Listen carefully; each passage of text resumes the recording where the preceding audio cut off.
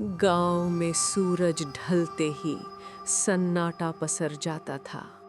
पंछी भी अपने घोंसलों में दुबक जाते थे, क्योंकि सबको पता था अंधेरा होते ही वो आएगी। वो जो बच्चों की मासूम हंसी चुरा लेती है, जिसे लोग झोली वाली चुड़ैल कहते हैं। रोहित, ओ रोहित, जल्दी घर आ जा बेटा। देख अंधेरा हो गया है। विकास कहाँ है? उसे साथ लेकर आ, जल्दी कर। अरे माँ, आ रहा हूँ। विकास यहीं कहीं झाड़ियों में छुपा होगा। मैं उसे ढूंढ कर लाता हूँ। आप अंदर चलिए। सो जा रे मुन्नी, चुप हो जा रे, मेरी झोली में आ जा, जादू देख जा रे। वाह, कितनी सुंदर झोली है। नानी, क्या इसमें सच में खिलौने हैं? मुझे वो लाल वाली गेंद चाहिए। विकास, रुक। किसके पास जा रहा है तू? विकास, पीछे हट। विकास, माँ देखो, विकास को कोई ले गया। विकास! रोहित की आवाज सन्नाटे में खो गई। विकास गायब हो चुका था। अब शुरू होने वाला था एक ऐसा खौफनाक सफर, जहां हर कदम पर मौत और काली शक्तियों का साया था। विकास के गायब होते गांव का वो कोना जैसे शमशान बन गया था। रोहित अकेला था, हाथ में सिर्फ एक कमजोर टॉर्च और दिल में अपने भाई को खोने का डर। वो नहीं जानता था कि वो जंगल के अंदर नहीं, बल्कि मौत के जबड़े में जा रहा है। विकास भाई, मजाक मत कर, बाहर आ जा। देख, माँ रो रही है। तू जहां भी है, आवाज दे मुझे। एक गया तो दूसरा आया। आज की रात बड़ी सुहानी है, मेरी झोली अब और भी भारी है। कौन है? सामने आ, छुप कर वार मत कर। तू जो कोई भी है, मेरे भाई को छोड़ दे, वरना अच्छा नहीं होगा। भैया, बचाओ, यहाँ बहुत अंधेरा है। ये बुढ़िया मुझे कहीं ले जा रही है। भैया! विकास, मैं आ रहा हूँ, रुक जा भाई। इतनी जल्दी क्या है लड़के? पहले ये तो देख ले कि तेरी माँ का लाडला अब किसका शिकार बनेगा।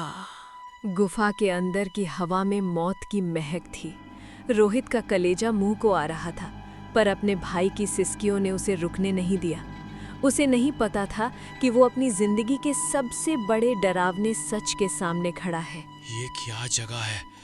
हे भगवान, इतने सारे बच्चों के कपड़े।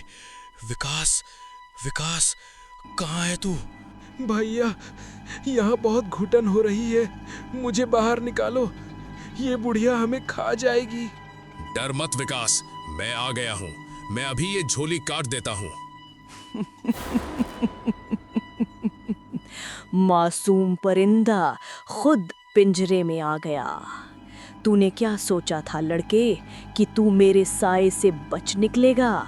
ये झोली सिर्फ कपड़े की नहीं है, ये आत्माओं की कैद है। मुझे इन बच्चों का खून नहीं चाहिए, मुझे इनकी मासूमियत चाहिए, जिससे मैं अपनी जवानी को अमर रख सकूं।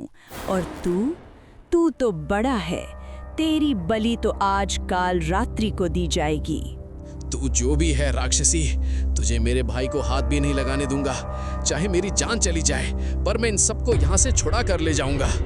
कोशिश कर ले, पर याद रखना, जो इस गुफा में आता है उसकी परछाई भी बाहर नहीं जा पाती।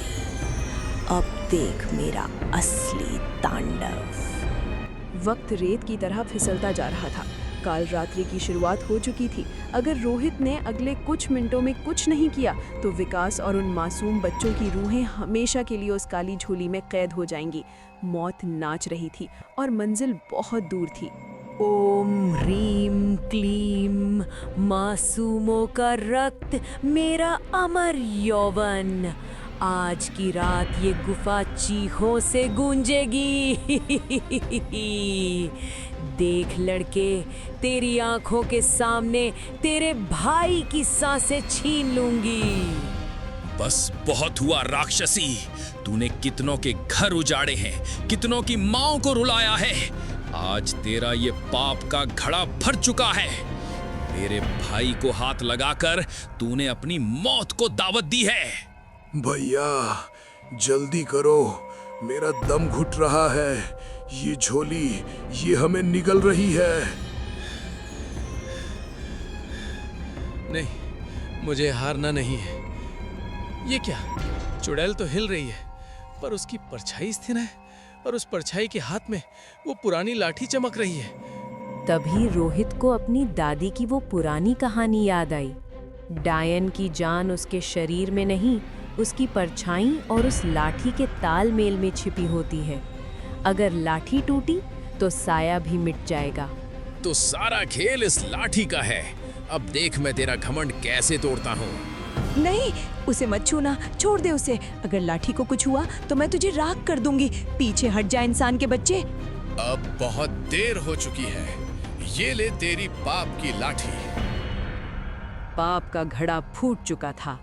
लाठी के टूटते ही चुड़ैल की काली शक्तियां धुआं बनने लगी। अब समय था उन मासूमों को आजाद करने का। नहीं! विकास, बाहर आजा भाई, डर मत, मैं हूँ यहाँ। उठो बच्चों, सब बाहर आओ। भैया मुझे लगा मैं कभी घर नहीं जा पाऊंगा। उस बुढ़िया ने हमें डरा दिया था। शुक्रिया भैया। अब कोई डर नहीं है। देख, सूरज निकल आया है। चलो सब अपने अपने घर चलो, माँ इंतजार कर रही होगी। बुराई कितनी भी ताकतवर क्यों न हो, सच्चाई के सामने उसे झुकना ही पड़ता है।